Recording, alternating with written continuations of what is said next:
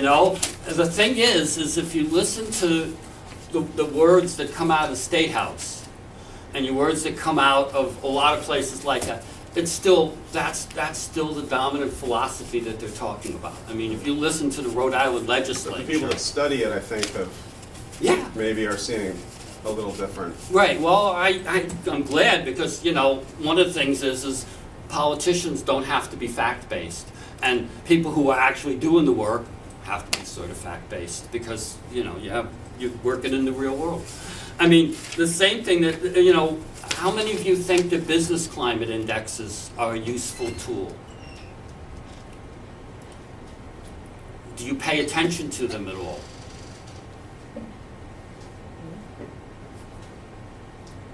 I could throw the rest of my speech out because I basically tear apart everything they talk about in the business climate indexes because they're bad science. When you said we were infiltrators, but then when I looked at the thing, if they're having Bert speak before us, you know what I mean? And you're talking about Michael Schumann, who's so grounded, right?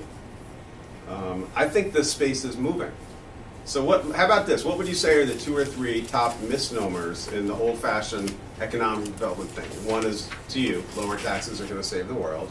Trickle-down economics. Right. All what is it? All rising tides, rise all the boats, and all that crap that you're doing.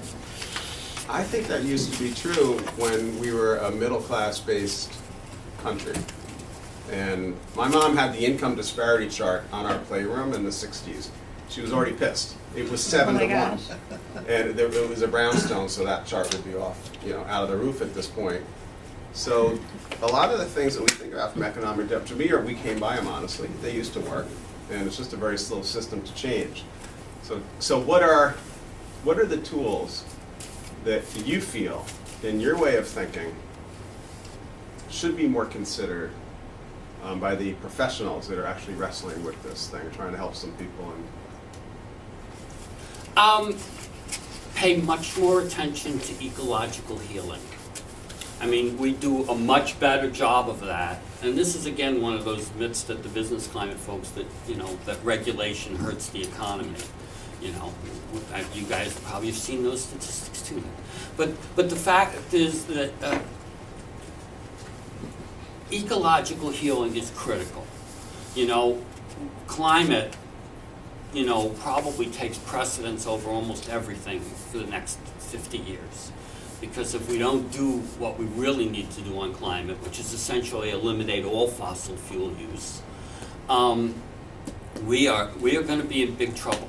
You know, the storms that hit this year are going to hit more and more frequently. You know, not more hurricanes. The data doesn't say more hurricanes. It says the ones that hit will be more powerful. And that's what we're seeing, is they're more powerful. And then the heat waves. I mean, Toronto was what, 92 the other day? Yeah, that's like, oh.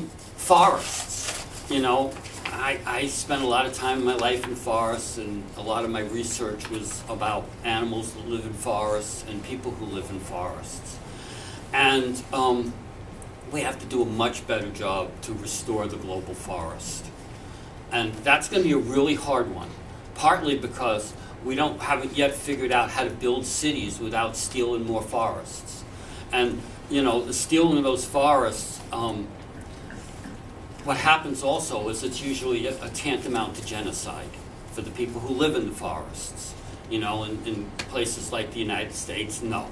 You know, but in places like the Amazon, places like Southeast Asia, the stealing of the forests is still going on. And the people who live in those forests either end up in shanty towns